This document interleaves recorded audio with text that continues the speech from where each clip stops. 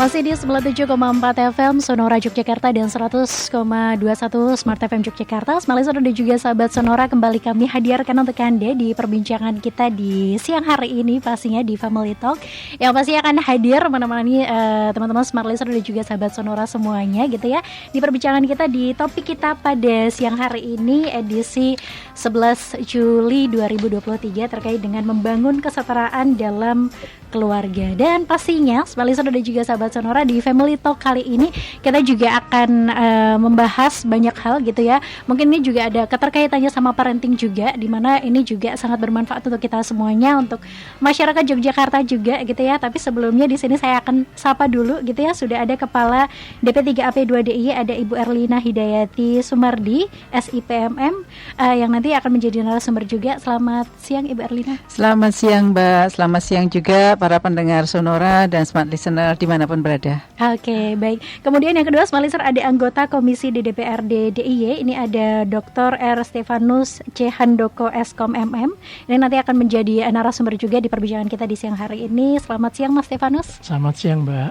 Oke, baik. Baik, Smart Listener, kita nanti akan ngobrol bareng Bu Erlina dan juga Mas Stefanus gitu ya, terkait topik kita di siang hari ini adalah terkait dengan membangun kesetaraan dalam keluarga gitu ya, dimana keluarga itu ujung tombaknya sebuah negara gitu ya, dimana ketika keluarganya sejahtera, itu pasti juga negaranya juga akan sejahtera gitu ya. Tapi sebenarnya ya sahabat Sonora juga Smart Listener, dimana kita juga akan menjadi keluarga yang baik, keluarga yang sehat gitu ya, apabila memang dipupuk dari suami dan istri, dimana memang sekarang lagi booming-boomingnya ya kesetaraan gender itu diutamakan begitu ya Ibu ya gitu. Tapi sebelumnya boleh diinformasikan dong Ibu ke sahabat Sonora juga Smart Listener, sebenarnya yang dimaksud dengan kesetaraan gender di dalam keluarga itu yang seperti apa sih? Monggo silahkan. Ya, kesetaraan gender ya, kita pahami dulu.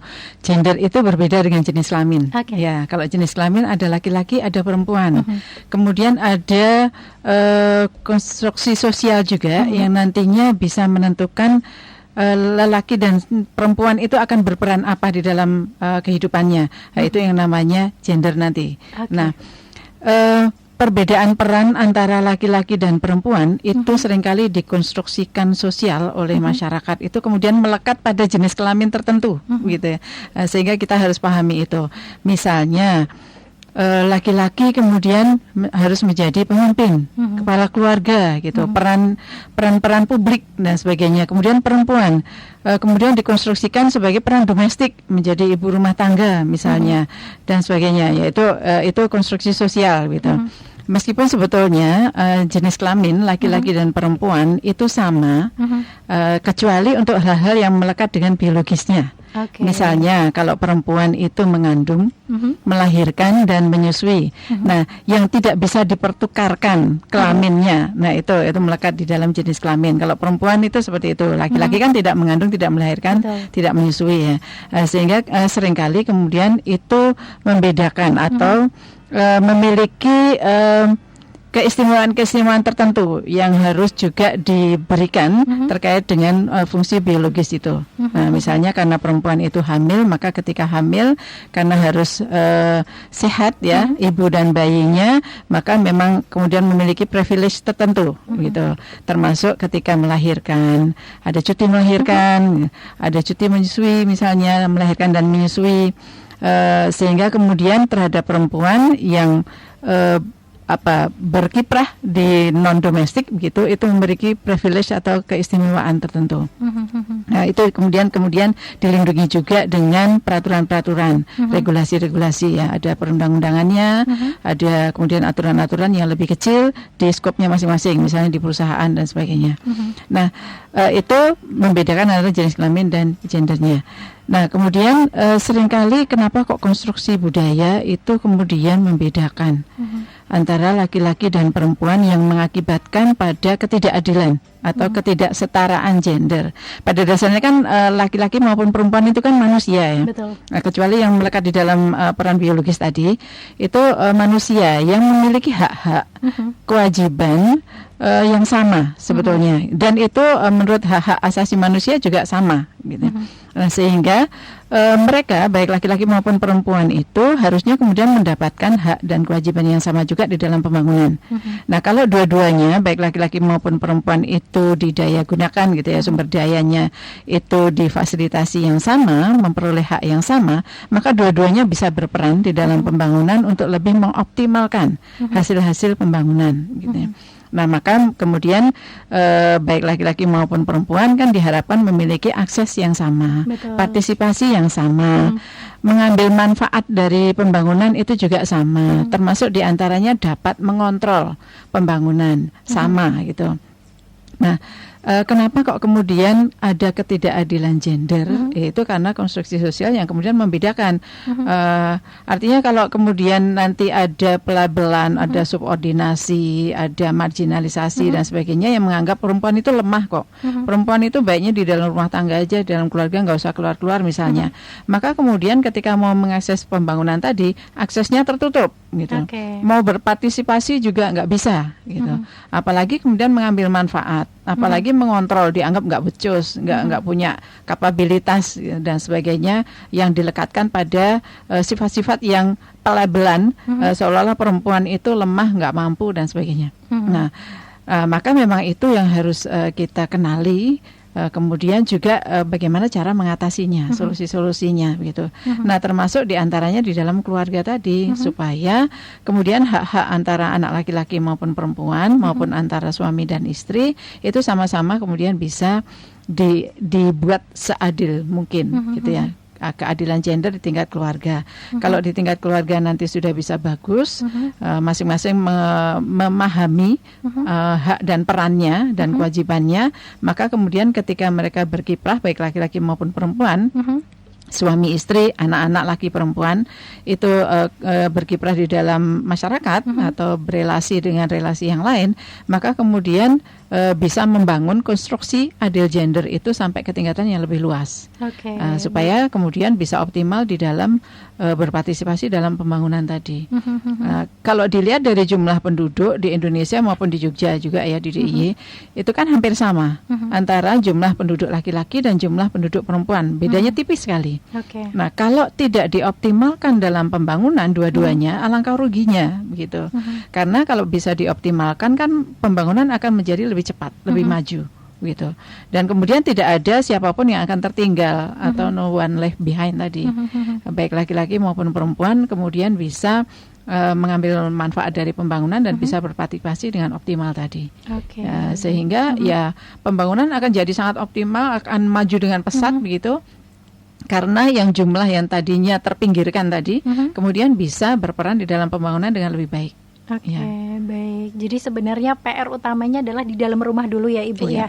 Baru nanti ketika misalnya di dalam rumah sudah mungkin sudah bisa melaksanakan tugasnya dengan baik, sudah tahu perannya seperti apa, kemudian mengapa kita harus seperti ini, sudah tahu nih tujuannya nanti akan seperti apa, baru nanti kesejahteraan dari sosial itu akan muncul begitu ya. Baik. Kalau dari Mas Stefanus sendiri gimana nih, mungkin menanggapi dengan ini, maksudnya kesetaraan gender itu seperti apa sih gitu? Monggo silahkan. Ya, kalau kita ngelihat kondisi sekarang memang sudah sulit sekali kita membedakan fungsi ya, bukan terkait dengan biologis ya, tapi fungsi dari tanggung jawab perempuan dan laki-laki di masyarakat. Dan kita ngelihat memang kita membutuhkan peran kedua belah pihak, tidak bisa lagi bahwa peran perempuan lebih rendah dibandingkan peran laki-laki di masyarakat gitu ya. Kesetaraan model semacam itu ya memang kita perlu dukung. Kita perlu dukung karena melihat perkembangan zaman, eranya sudah berubah, kemudian tantangan yang dihadapi dalam keluarga, kalau kita bicara lingkungan yang lebih kecil gitu, keluarga ya memang tidak bisa lagi bahwa yang laki-laki yang mencari uang. Sebagai contoh ya, sebagai tanggung jawab peran gender laki-laki hanya cari uang, ibu hanya terkait dengan rumah, terkait dengan masak, terkait dengan hubungan yang sangat lokal di rumah gitu. Dengan kondisi sekarang kayaknya bahwa untuk mencapai kesejahteraan bersama di dalam lingkungan yang kecil itu keluarga, ya peran kedua belah pihak memang harus dioptimalkan. Kalau saya melihat salah satunya bagaimana kita membangun kesetaraan, yaitu sama-sama menurunkan ego ya. Kadang-kala di masyarakat kita tadi ada konstruksi sosial bahwa yang mencari uang tuh wajib laki-laki, yang perempuan di rumah saja. Dan akhirnya di dalam perkembangannya dalam untuk mencapai kesejahteraan ya sulit sekali dengan kondisi sekarang seperti ini ya, bahwa tantangannya cukup besar. Dan untuk menurunkan ego semacam itu memang perlu juga pemahaman dari kedua belah pihak, baik itu perempuan maupun yang laki-laki. Jadi kegiatan semacam ini gitu kan, kita mencoba untuk menjelaskan kepada masyarakat bahwa kesetaraan gender itu penting gitu. Perempuan kemudian laki-laki ya diharapkan untuk bisa berkolaborasi gitu kan. Tidak hanya di lingkup yang kecil tadi di keluarga ya. Saya juga bisa bilang terkait dengan akses terhadap ekonomi ya, kesempatan karir kerja. Kemudian karena saya juga orang politik ya, kesetaraan di sektor yang lain seperti di politik juga memang seharusnya juga diberikan ruang. Bahkan kalau kita ngelihat sekarang pemerintah dari pusat ya membuat aturan karena mendekati pemilu besok, kuota 30% untuk perempuan gitu. Dan itu salah satu strategi pemerintah juga untuk bisa mengimbangi ya, bahwa kita pengen mendorong adanya keterwakilan perempuan, didorong ke arah ke sana. Dan saya bersyukur loh Mbak. Jadi kemarin itu kan ada gagasan bahwa ada pemilu terbuka dan tertutup ya, sistem pemilunya semacam itu. Dan akhirnya kita mendengar bahwa terbuka, itu sebenarnya memberikan peluang yang cukup besar buat perempuan untuk bisa ya tadi mengejar 30% itu akan terbuka. Tapi kalau sistemnya adalah tertutup kemarin itu akan disahkan ternyata nantinya tertutup ya, perempuan untuk ngejar 30% akan sulit. Jadi peran perempuan di pengambil kebijakan ya sulit. Padahal tadi disampaikan juga bahwa dari sisi populasi perempuan dan laki-laki kan sangat kecil sekali perbedaannya jumlah populasinya. Diharapkan yang mengambil kebijakan pun seharusnya juga ada keterlibatan dari perempuan ataupun minimal orang-orang yang paham ataupun mendukung kesetaraan terhadap kelompok perempuan dan anak-anak semacam itu. Oke, baik. Berarti memang ini akan mungkin peran ini gitu ya akan dilaksanakan dengan baik juga gitu ya. Tapi mungkin kita awali dari yang paling kecil seperti itu ya Ibu ya. Oke.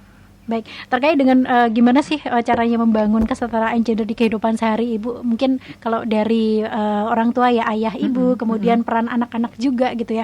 Karena mungkin kalau saya dari kecil pernah mengalami juga di mana ketika mau beli mainan buat cowok gitu ya, mainan cowok gitu dilarang gitu karena kamu kan cewek gitu ya. Jadi belinya mainan ya masak-masakan gitu. Kemudian warna juga mempengaruhi seperti kayak kalau warna pink itu identik dengan perempuan, warna biru, merah, pokoknya yang maskulin itu lebih ke cowok gitu. Nah, ini kan juga harus diterapkan nih Ibu. Berarti kan dari pola didiknya juga gitu. Nah, ini seperti apa? Iya. Jadi keluarga itu kan unit terkecil di masyarakatnya yang sangat menentukan. Nah, pola asuh orang tua terhadap anaknya itu sangat-sangat menentukan pada perkembangan anaknya, pada perilaku anaknya, pada karakter anaknya, bahkan nantinya pada cara berpikir gitu. Betul, ya, cara berpikir yang kemudian bisa berbeda gitu. Nah, maka sangat penting bagi orang tua itu untuk memahami dulu bahwa hak dan perannya itu sama gitu ya antara laki-laki dan perempuan kecuali yang melekat pada biologisnya tadi itu. Nah, ketika mengasuh anaknya, maka pola asuhnya juga harus yang benar. Sehingga kemudian tidak membedakan yang bukan melekat pada biologis tadi. Jadi yang lain-lainnya sama lah gitu, hak-haknya sama. Kemudian terkait dengan warna itu kan pilihan ya. Artinya bagi anak laki-laki maupun perempuan itu boleh memilih warna kesukaannya tanpa perlu diarah-arahkan. Tapi memang seringkali orang tua itu berpengaruh besar pada pemilihan-pemilihan tertentu. Tidak hanya warna ya, tapi mainan, berpakaian, berdandan dan sebagainya. Termasuk pilihan-pilihan yang lebih rumit, itu pendidikan dan sebagainya.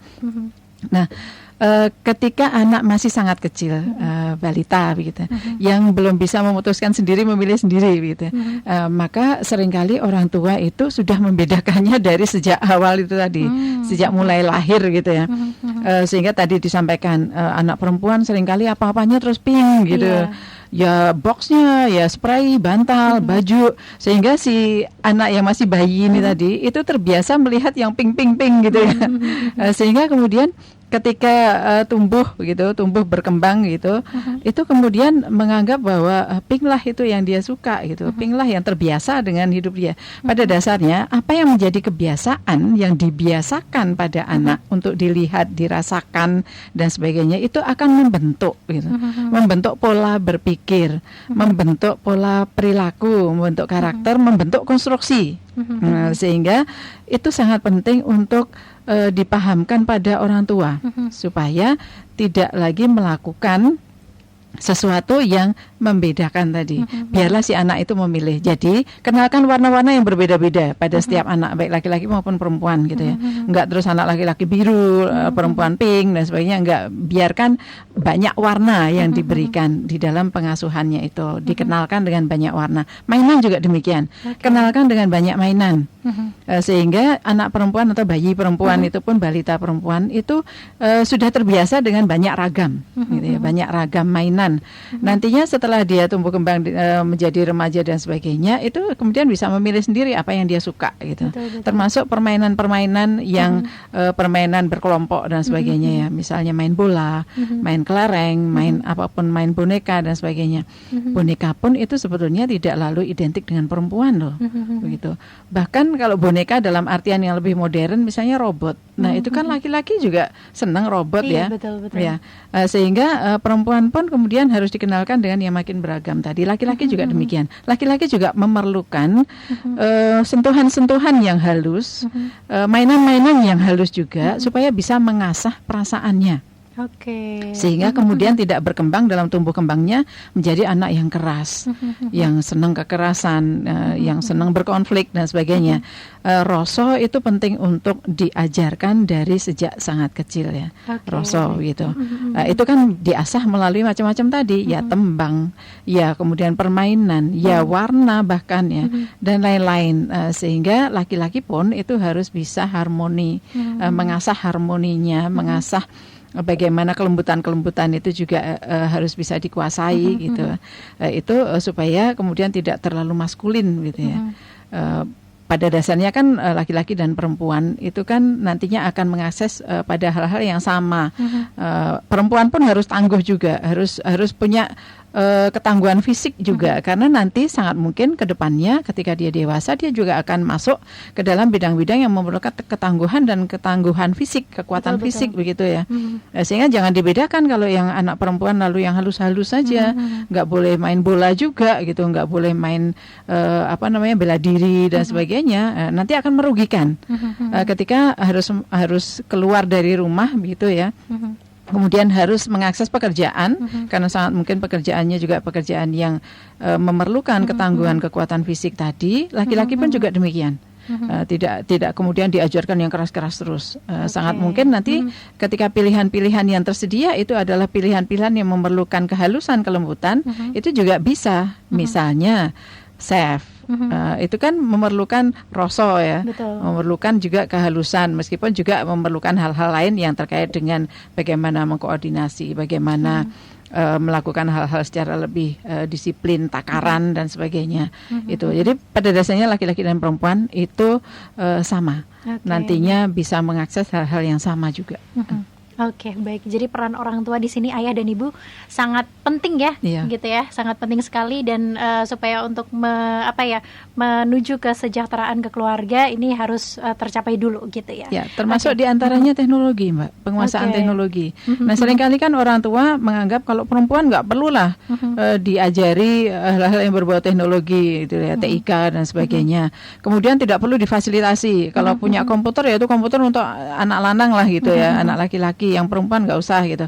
Nah, itu kan padahal nanti sangat mungkin ke depannya terbuka peluang-peluang kerja itu yang peluang-peluang kerja yang memerlukan teknologi gitu, yang berurusan dengan hal-hal yang berbau teknologi, kan jadi rugi yang anak perempuan gitu.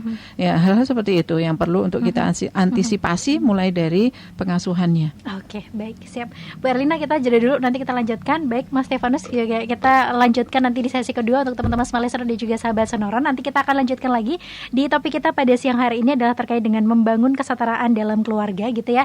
Dan juga untuk teman-teman yang pengen berinteraksi, boleh langsung melalui telepon kami di 0274 557762 atau melalui WhatsApp kami juga boleh ya, Smile Listener dan juga sahabat Sonora di 0817 5483 200. Kami tunggu di 97,4 FM Sonora Yogyakarta dan 102,1 Smart FM Yogyakarta.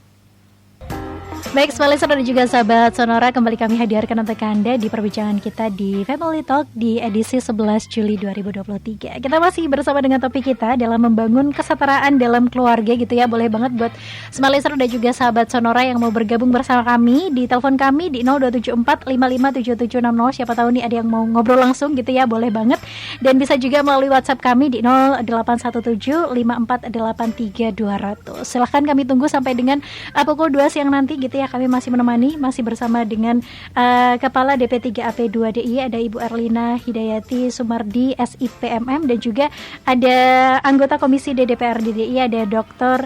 R. Stefanus C. Handoko Skom MM. Baik, kalau tadi di sesi pertama ya kita sudah mungkin menjabarkan banyak hal mungkin terkait dengan apa itu perbedaan gender, kemudian juga hal-hal apa saja sih sebenarnya yang bisa berpengaruh dan di kehidupan sehari-hari apa sih sebenarnya yang bisa membangun ya kesetaraan gender gitu. Tapi sebenarnya untuk manfaat lebih dalamnya terkait dengan kesetaraan gender di dalam keluarga dulu deh. Ini tuh apa sih Bu Erlina? Monggo silahkan. Ya, kesetaraan gender ya. Jadi bahwa memang penting sekali untuk kemudian para orang tua itu mengasuh anaknya atau pola parentingnya itu harus sudah memahami keadilan gender tadi. Pada dasarnya kelak itu kan namanya lapangan pekerjaan. Itu memerlukan baik kontribusi dari laki-laki maupun perempuan, sehingga baik laki-laki dan perempuan pun itu harus diasuh dan dididik itu untuk kemudian nanti bisa tumbuh kembangnya sempurna, pengetahuan wawasannya juga luas, terbangun gitu ya, melalui pendidikan-pendidikan baik di keluarga maupun di sekolah.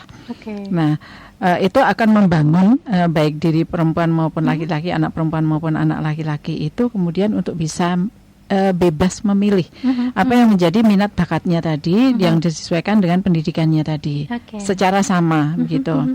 Karena kalau tidak, pola asuh yang dibedakan di dalam keluarga nanti akan menjadi memilihnya akan lebih sulit gitu, terutama bagi anak perempuan ya, karena seringkali pola asuh itu kemudian memarginalkan anak perempuan gitu.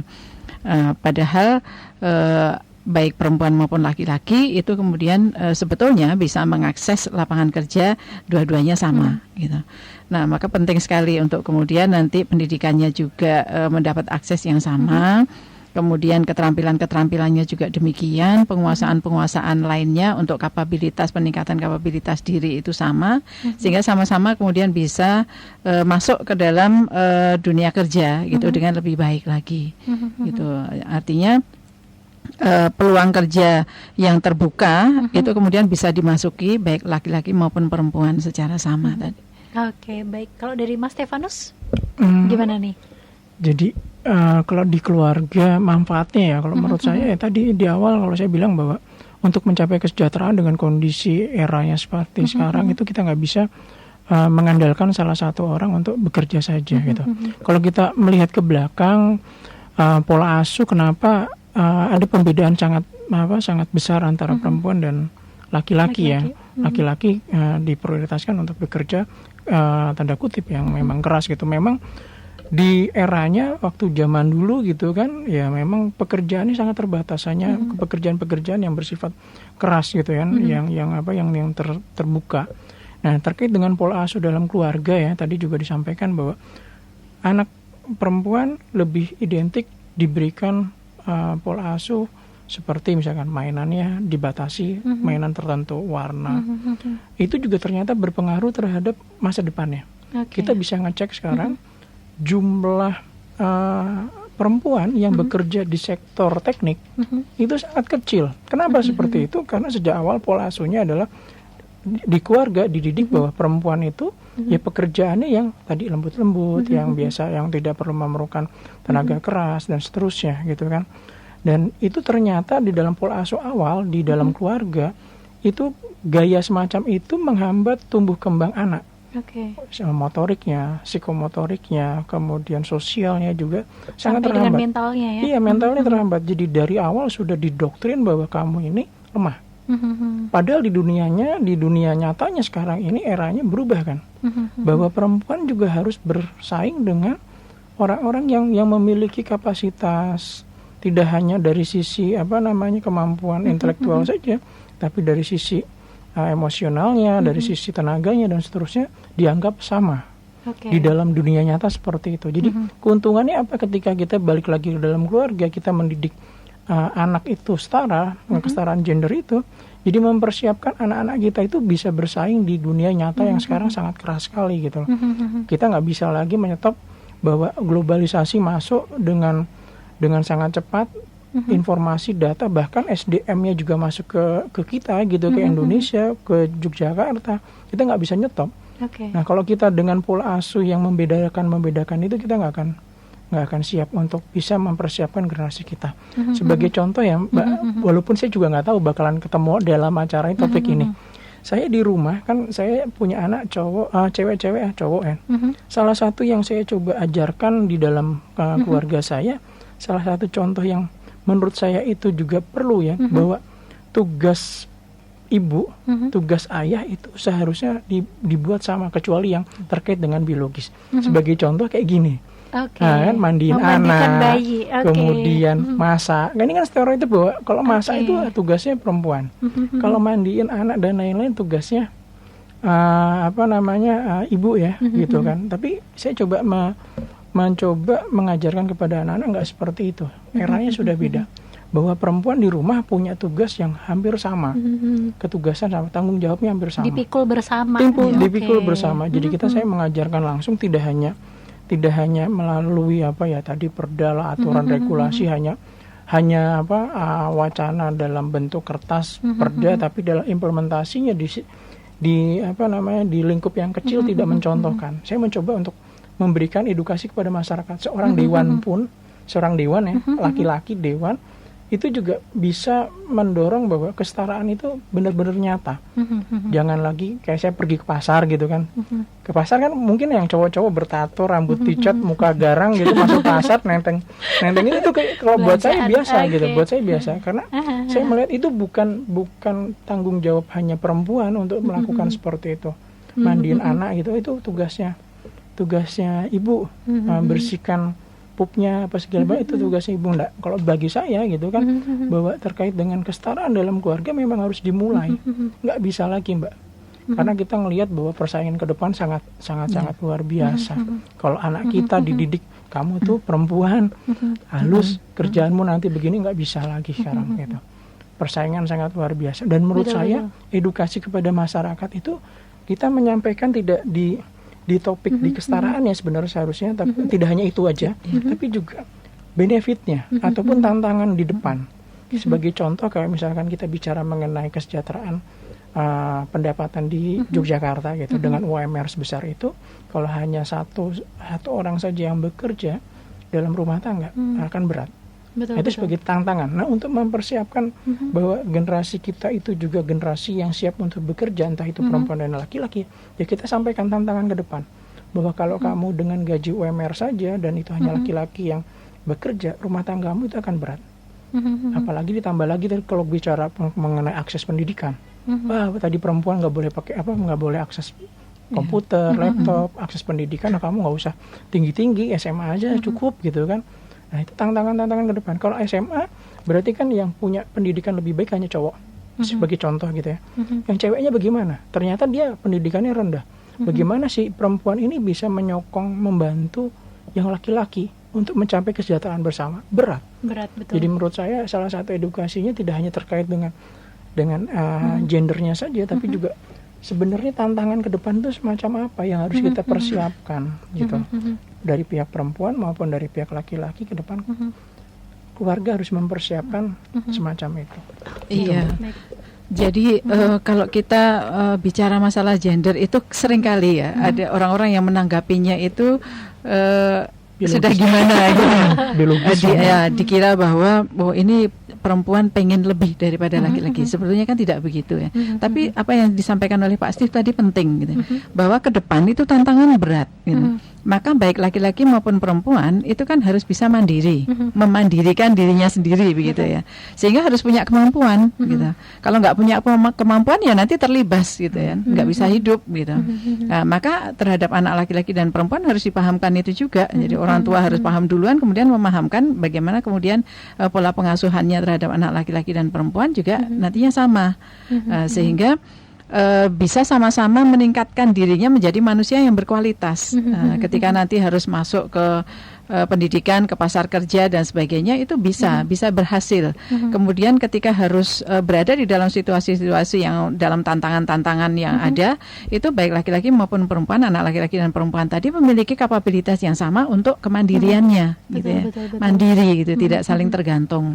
Nah, kemudian juga bisa saling menyokong tadi seperti yang Pak Steve sampaikan gitu. Sehingga kemudian ketika mereka membentuk sebuah keluarga, masing-masing saling berperan. Masing-masing saling bisa mengupayakan bagaimana pengaturan-pengaturan di dalam keluarga itu teratur atau terdistribusikan gitu ya dengan baik gitu.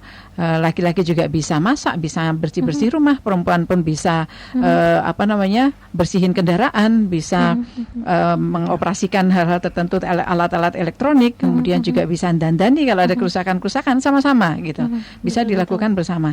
Nah, ini juga penting kaitannya nanti bila situasi itu kemudian mengharuskan si laki-laki atau perempuan ini mandiri sendiri, misalnya karena perceraian, misalnya karena kematian salah satu pasangan, gitu ya. Sehingga kemudian menjadi kepala keluarga.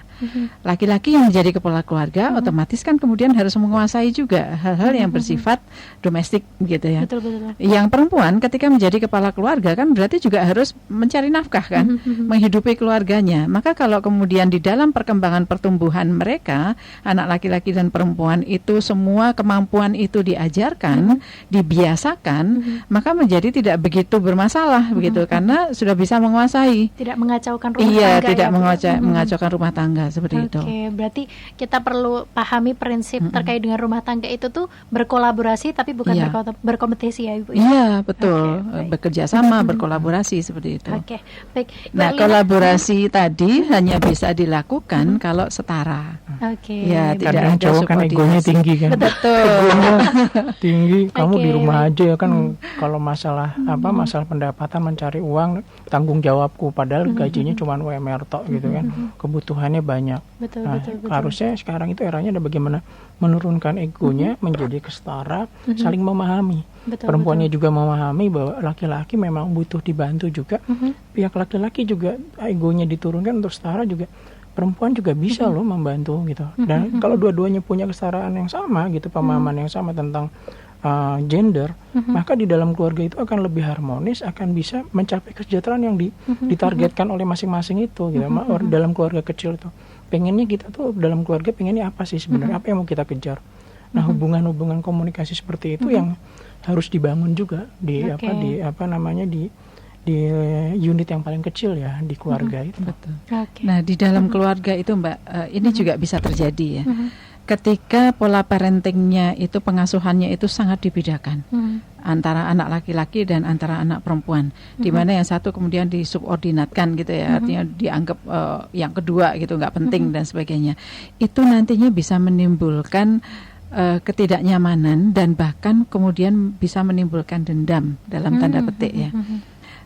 Artinya bahwa saya tidak dianggap gitu. Pendidikan juga nggak bisa mengakses setinggi yang laki-laki misalnya, anak laki-laki, kemudian macam-macamnya ya, permainannya ya, fasilitas rumah dan sebagainya. Nah, itu nanti kemudian dendam-dendam seperti ini di dalam perkembangannya ketika dewasa itu bisa mempengaruhi pola pikir. Nah, ketika nanti harus berelasi dengan laki-laki, kemudian menjadi berpengaruh juga gitu. Sehingga kenapa kok pola asuh itu harus disamakan, harus juga kemudian anti konflik begitu ya. Itu penting supaya nanti di dalam perkembangan selanjutnya itu tidak ada rasa ketidakberdayaan, dendam dan sebagainya untuk kemudian masuk di kehidupan yang bersama-sama tadi. Oke, baik, seperti itu. Kita lanjutkan di sesi ketiga ya Ibu ya. Mas Stefanus juga nanti kita lanjutkan untuk teman-teman Smalister dan juga sahabat Sonora. Kami akan segera kembali di sesi ketiga pastinya masih terkait dengan topik kami adalah membangun kesetaraan dalam keluarga gitu ya. Bagi Anda yang nanti mau bergabung bersama kami bisa melalui telepon kami di 0274 557760 atau bagi Anda yang nanti mau mengirimkan pesan melalui WhatsApp juga boleh. Kami tunggu di 0817 5483 200 ya, karena di sini juga sudah ada beberapa pesan yang masuk gitu ya. Nanti akan kita bacakan satu persatu juga. Kita nanti akan lanjutkan lagi obrolan kita di Family Talk di edisi kali ini 11 Juli 2023. Baik, Smalister dan juga sahabat Sonora, kembali kami hadirkan di Family Talk edisi kali ini 11 Juli 2023. Dan pastinya kita masih hadir menemani Smalister dan juga sahabat Sonora di perbincangan siang hari ini. Boleh banget yang nanti mau bergabung bersama kami di 0817 5483 200 atau mau ngobrol langsung bersama kami juga boleh ya Smalister dan juga sahabat Sonora di 0274 55776062 terkait dengan topik kita di siang hari ini adalah membangun kesetaraan dalam keluarga. Baik, ini saya sampaikan dulu boleh ya, saya izin bacakan. Di sini sudah ada WhatsApp yang bergabung dari Ibu Rahma di Sleman. Ini terkait dengan kesetaraan gender. Ini suami saya melarang saya untuk bekerja di luar dan bersosialisasi di luar karena mungkin takutnya saya selingkuh. Ini gimana ya Ibu gitu. Monggo Bu Erlina gitu. Mungkin ini istrinya terlalu cantik kali ya. Takut dilirik gitu. Memang suaminya nggak punya potensi selingkuh juga Pak ketika bekerja. Ya. Sebetulnya masalah selingkuh gitu ya, itu kan karena memang perilaku juga ya. Artinya sama sebetulnya antara potensi untuk selingkuh itu antara laki-laki dan perempuan kan sama. Cuma kesempatannya mungkin agak berbeda ya. Dianggap kalau yang laki-laki yang sering keluar dan sebagainya itu punya potensi yang lebih besar malahan gitu ya. Sementara perempuan yang ada di dalam rumah tangga mengasuh anak habis waktunya untuk keluarga itu kesempatannya lebih kecil. Tapi tidak juga demikian karena itu kan tergantung dari niat dan kesempatan ya. Sama apakah ingin menjadi manusia yang baik atau tidak gitu. Selama laki-laki maupun perempuan itu memiliki niat yang baik untuk kemudian berumah tangga dengan baik juga dengan pasangannya, pasti tidak akan berpikir untuk selingkuh ya. Artinya berkhianat istilahnya ya, mengkhianati pasangannya gitu. Karena juga dampaknya nanti akan luas gitu. Nah, kesadaran itu yang penting. Kalau kesempatan sama, baik suami yang bekerja di luar rumah maupun misalnya istri yang hanya di dalam rumah, itu sama kesempatannya, sama-sama bisa kalau memang niatnya ada, kesempatannya juga ada. Maka penting sekali untuk itu sama-sama paham gitu ya. Kemudian kalau kemudian istri dianggap kalau keluar rumah nanti selingkuh, kalau bekerja selingkuh, ya itu juga pemikiran yang nggak benar juga. Selama istrinya itu memang baik, orang baik, tidak punya niat dan tidak mengambil kesempatan untuk berkhianat terhadap pasangannya kan boleh-boleh saja ya. Betul. Ya, apalagi kemudian punya kapabilitas juga gitu untuk meningkatkan kesejahteraan keluarga, kan rugi malahan kalau tidak digunakan ya. Anak-anak sudah besar misalnya, sudah kemudian tidak perlu untuk diasuh dengan lebih banyak di rumah begitu. Istri kan boleh diberikan kesempatan ya untuk kemudian meningkatkan kesejahteraan keluarga melalui bekerja di luar rumah maupun bekerja di dalam rumah gitu ya, berwirausaha. Jadi ya rugilah suaminya kalau membatasi ya, karena sebetulnya relasi yang setara antara laki-laki dan perempuan atau suami dan istri itu juga akan bisa membangun hubungan yang lebih baik juga di dalam berkeluarga tadi. Karena sama-sama kemudian kalau diskusi nyambung, kalau ngobrol nyambung gitu ya, bisa lebih enak karena sama-sama kemudian tahu dunia luar dan sebagainya. Kemudian ketika mengasuh anak juga banyak wawasan-wawasan yang didapatkan dari luar juga gitu. Bisa lebih juga bervariasi di dalam hubungan relasi suami istrinya dan sebagainya seperti itu. Kalau membatasi istri dalam rumah doang rugi nanti ya. Begitu ya, mungkin bapaknya mendengarkan begitu ya Pak ya.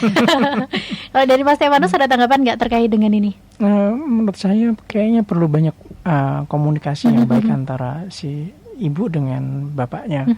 Kalau komunikasinya baik, terjalin dengan baik, kemudian memberikan pemahaman yang sama-sama baik juga, mungkin muncul di situ pengertian dari si suami ya.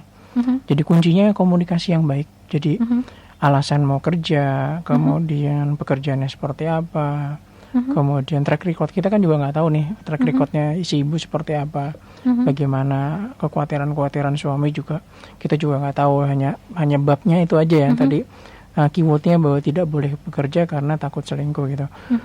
Menurut saya paling utama komunikasi sih, kunci paling utama kalau kita bicara suami dan istri gitu ya, perempuan dan laki-laki, ya komunikasi yang baik, benar-benar komunikasi yang baik. Kita bagaimana kita bangun komunikasi. Dan menurut saya Bu Rama harus banyak komunikasi. Dan saya setuju dengan statement Bu Erlina bahwa ya rugi juga pihak suami kalau istri hanya di rumah saja gitu, menurut saya gitu kan.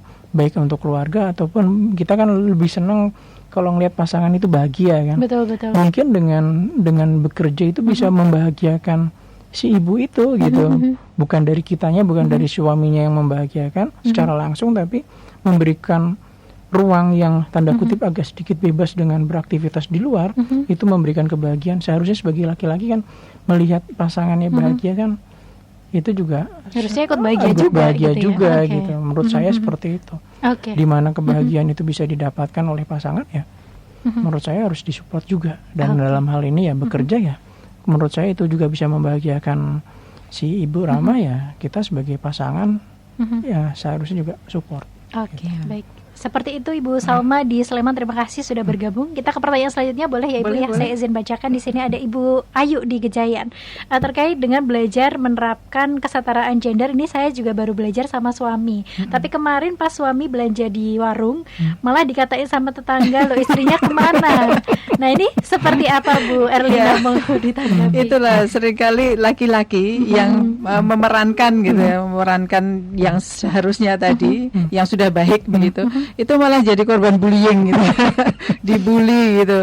Kalau ke pasar juga, lu kok ke pasar, istrinya kemana gitu. Kalau asah-asah juga nyuci piring, nyuci baju tuh, lu laki-laki kok nyuci piring, nyuci baju, emang istrinya kemana gitu, dan sebagainya seperti itu. Sebetulnya kan itu tidak benar ya.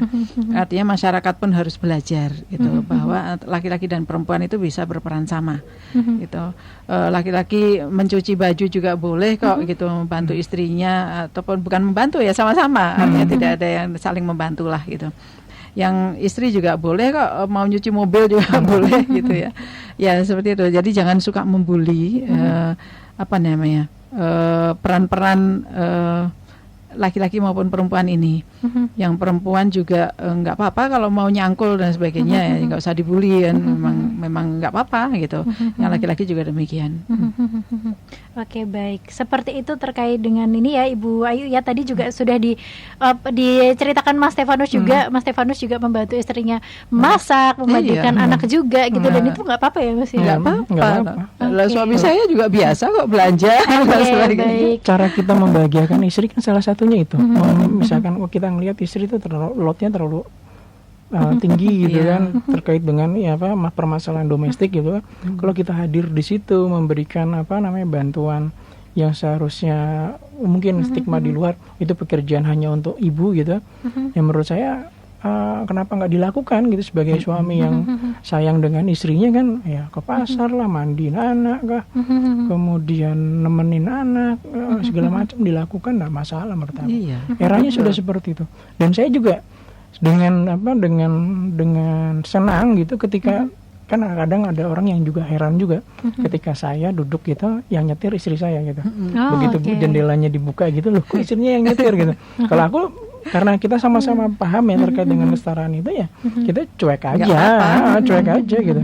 Saya dari awal juga ngajarin istri untuk motor, mobil dan lain-lain harus bisa, perempuan harus bisa gitu.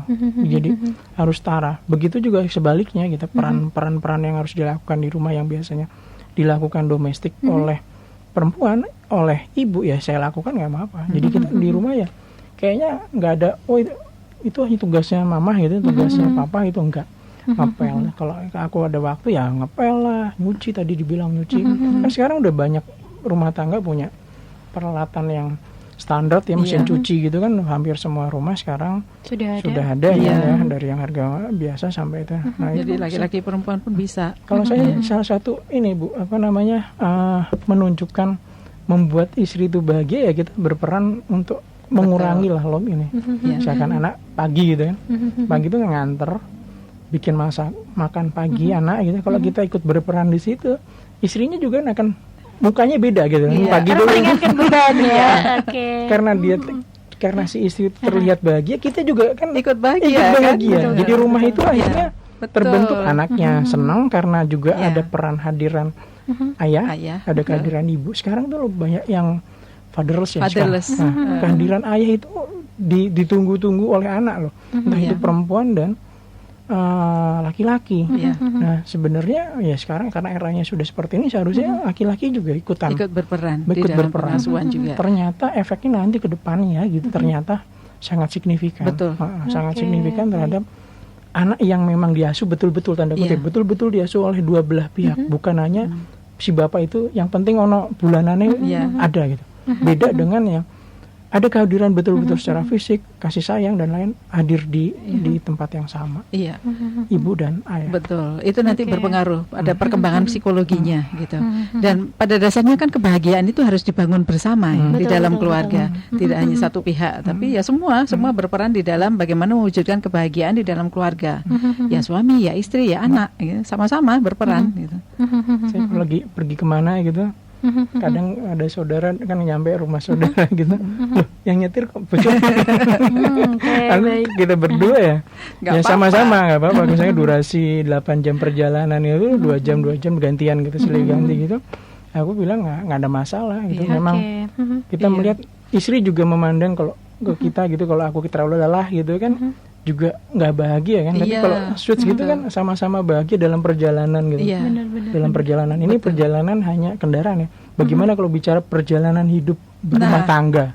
Nah itu kalau kita bagi tujuan ya Pak. Iya kan, kita bicara yang tadi lingkupnya kecil tuh, perjalanan berkendara dengan perjalanan berumah tangga yang lebih jauh lagi. Kalau itu bisa ditanggung sepenanggungan oleh dua orang, karena kita memahami bahwa kesetaraan gender itu lebih enak jalannya. Betul. Apakah itu gampang? Itu nggak gampang. Dan tidak boleh ada keterpaksaan. Itu. Maka memang berkomunikasi di dalam keluarga itu harus smooth tadi ya, harus bisa dilakukan komunikasinya sehingga nanti nyaman bersama, bahagia bersama tadi. Kalau ada salah satu yang terpaksa kan jadi nggak enak juga kan situasinya. Ibu-ibu nggak boleh ya bilang aduh bapak nggak peka gitu. Nah ibu-ibu juga harus bisa ngomong, diomongin bukan dibatin. Harus sama-sama ngomong. Harusnya pasangan itu bisa ngomong apa adanya, terbuka. Jangan malah ngomong sama mantan, sama sebelah yang tadi kan. Jadi jangan membuka peluang untuk yang tadi kesempatan-kesempatan yang akhirnya pihak ketiga, pihak keempat hadir dalam bagaimana kita mencapai kesejahteraan. Kalau saya selalu menyampaikan, kita kalau di kantor, di masyarakat dan sebagainya itu kan ada pertemuan-pertemuan untuk membahas kemudian memutuskan sesuatu dan sebagainya. Di kantor ada rapat-rapat, di kampung ada pertemuan RT dan sebagainya. Kenapa di keluarga jarang ya? Semoga keluarga-keluarga kita itu semua membiasakan untuk ada rapat keluarga. Sehingga apapun yang jadi masalah itu bisa terbahas gitu, dan kemudian diputuskan bersama-sama untuk kenyamanan bersama tadi. Nah, maka kebahagiaan kan harus semuanya berperan kan. Baik. Berarti kalau rapat keluarga itu berarti melibatkan ibu, ayah dan anak juga. Bukan dalam bentuk formal loh. Jangan dibayangkan bahwa rapat keluarga itu kita bikin satu sesi duduk dipimpin balik enggak gitu. Sebenarnya dimaksud membahas sesuatu secara bersama. Saya juga sama, punya anak 3 sekarang, yang 2 ini kan udah mulai agak beranjak remaja gitu. Ya apapun yang terjadi di rumah itu diobrolkan. Kakak mau apa gitu kan, terus Mbak Monik mau seperti apa gitu. Kemudian kita diskusikan. Saya biasakan mereka itu untuk bisa mengeluarkan pendapat. Itu penting. Perempuan kan dari tingkat keluarga gitu. Mengeluarkan pendapat, idenya apa gitu. Dari hal yang apa namanya, entah itu kita piaraannya apa, tanaman kita yang pengen beli apa. Yang sepele-sepele ya sebenarnya. Utarakan supaya supaya terbiasa. Karena nanti kan di luaran Di luar kan kita juga sama, di dunia kerja pasti Iya. dalam rapat, dalam diskusi, dalam Iya, pekerjaan, masyarakat Iya. pasti kan ada siapa yang mau bertanya. Kalau anak kita dilatih untuk seperti itu, berarti anak kita sudah siap menghadapi dunia nyata gitu. Iya. Betul. Gitu. Termasuk bisa menerima perbedaan Perbedaan pendapat. Ya, kemudian memutuskan bersama demi kenyamanan bersama. Oke. Ya, artinya bisa kemudian egonya itu diturunkan gitu ya untuk kemaslahatan bersama. Oke, Kita baik. mulai dari unit yang tingkat paling kecil, keluarga. Oke, baik, seperti itu. Tapi kalau kita menyambung tadi dari pertanyaannya Bu Ayu ya, tadi ya yang ada di Gejayan tadi kan terkait dengan omongan dari tetangga yang ditanyain istrinya kemana gitu ya. Berarti kan ada dua peran nih Ibu yang sangat penting ya, baik di keluarga. Mungkin kalau keluarganya sudah tadi baru mencoba ya gitu ya, berarti kan sudah terbuka nih pikiran untuk kesetaraan gender gitu ya. Ini tinggal bagaimana menyikapi ke masyarakatnya, penerimaan dari masyarakatnya. Nah, ini seperti apa sih supaya apa ya mulus gitu ya Ya. Ibu ya. Nggak usah baper-baperan ya. Oke, Santai baik. aja jawabnya gitu kan. Kalau ditanya kayak gitu ya santai aja. Oke, baik. Oh nggak apa-apa kok, tadi suami saya yang belanja, nanti kami sama-sama masak di dapur dan sebagainya. Atau ya enteng-enteng aja. Oh saya tadi lagi bersihin rumah kok, suami saya yang belanja, nanti kami masak bersama-sama. Asik loh gitu kan, malah enak Oke, tak? baik. Jadi ringan-ringan aja, nggak usah terlalu Baperan. Iya, baperan. Oke. Dari Mas Stefanus ada tambahan mungkin? Ya, yang kunci pertama ya di internal kita sendiri ya, dari keluarga tadi si ayah dan ibunya gitu harus sama-sama menerima apapun yang terjadi di luaran gitu. Yang apalagi stigma-stigma yang sudah old school sebenarnya, stigma bahwa laki-laki hanya kerja, ibu yang masalah domestik itu kan udah nggak zaman lah sekarang ya, harusnya udah berkembang, bergeser gitu ya, nggak usah terlalu baperan. Dan dari sisi saya sebagai anggota dewan melihat terkait dengan isu kesetaraan gender di Yogyakarta lumayan bagus loh Mbak. Oke. Jadi perlu juga saya sampaikan ke sahabat Sonora bahwa di Yogyakarta itu ada 3 perda yang menurut saya sangat terkait dengan bagaimana kita mendorong kesetaraan gender. Yang pertama terkait dengan perda ketahanan keluarga. Ada kita punya perda perlindungan perempuan dan anak. Oke. Dan yang terbaru ini ya, walaupun kita sudah ketok palu bahwa kita sudah mengesahkan, masih menunggu Jakarta untuk dapat register nomornya, terkait dengan pengarus utamaan gender. Oke. Keren Mbak. Jadi DIY ini termasuk wilayah menurut saya kita akui keren lah. Apa namanya, terkait dengan bagaimana kita memperjuangkan kesetaraan gender. Wilayah lain saya nggak yakin mereka punya kelengkapan semacam ini gitu loh dalam bagaimana kita memperjuangkan kesetaraan gender. Jadi DPRD, eksekutif, dan terutama teman-teman di DP3P2 ini yang ujung tombak ya di eksekutif ya memang benar-benar tanda kutip bekerja hadir memang untuk masyarakat gitu. Jadi di sebelah, mungkin di tangga sebelah ya, di Jawa Tengah, Jawa Timur, di tempat lain tidak punya selengkap ini gitu. Kita punya ini. Jadi saya acungi keren kita. Ya, bersama-sama dengan Dewan sudah tentu. Oke. Ya, DIY ini juga satu-satunya provinsi yang diberikan penghargaan oleh Bapak Presiden gitu sebagai daerah yang ramah perempuan dan layak anak. Ramah perempuan itu ya dalam penyelenggarakan urusan pengarus utamaan gender itu termasuk yang paling baik gitu ya. Sehingga ya ayo kita dukung bersama-sama gitu. Nah, dimulai dari diri kita, dari keluarga kita gitu ya, sehingga nanti di masyarakat juga akan terbentuk. Oke. Berikan baik. keteladanan. Ya, Jadi apalagi berikan sekarang keteladanan. eranya sosial media gitu kan, tunjukkan bahwa kita memang pro terhadap kesetaraan gender gitu, bukan sekedar di kertas di dalam rapat-rapat, tapi kita wujudkan nyata ke dalam keseharian kita, keteladanan. Dan itu bisa dengan cara yang paling mudah kan, Instagram, Facebook kah, Betul. bahwa si Pastif itu walaupun tatonya di mana-mana bukannya sambil gendong, mandiin anak, tuku belanjaan dan lain-lain udah herald keseharian. Nah, itu yang pengen saya sampaikan, bahwa kita jangan bisa lagi stigma lah. Cowok hanya kerja apa, perempuan apa. Dan perempuan juga harus membangun ya kekuatan diri gitu ya, kapabilitas diri gitu. Pertama, kekuatan fisik itu sangat perlu juga, ketangguhan itu juga sangat perlu gitu. Itu harus dibangun juga. Oke, Ibu. Karena waktunya terbatas ya, Mas Stefanus dan juga Bu Erlina, ini ada statement closing yang mungkin mau disampaikan ke teman-teman semua listener dan juga sahabat Sonora mungkin? Ya, itu tadi mulai dari kita, dari keluarga kita gitu, dari lingkungan terdekat. Nah, semoga nanti kemudian menular ke lingkungan yang lebih besar lagi. Oke. Untuk supaya kita berpikir, bertindak melakukan hal-hal yang terkait dengan keadilan gender tadi, mulai dari diri kita sendiri, kemudian mengasuh anak-anak kita, kemudian juga berperan di dalam masyarakat, itu sudah memperhatikan keadilan gender. Oke, baik. Tidak melakukan yang subordinatif, yang stereotip, yang marginalisasi, diskriminasi, ataupun bahkan melakukan kekerasan karena relasi kuasa dan sebagainya tadi. Oke, Stop. baik. Ya.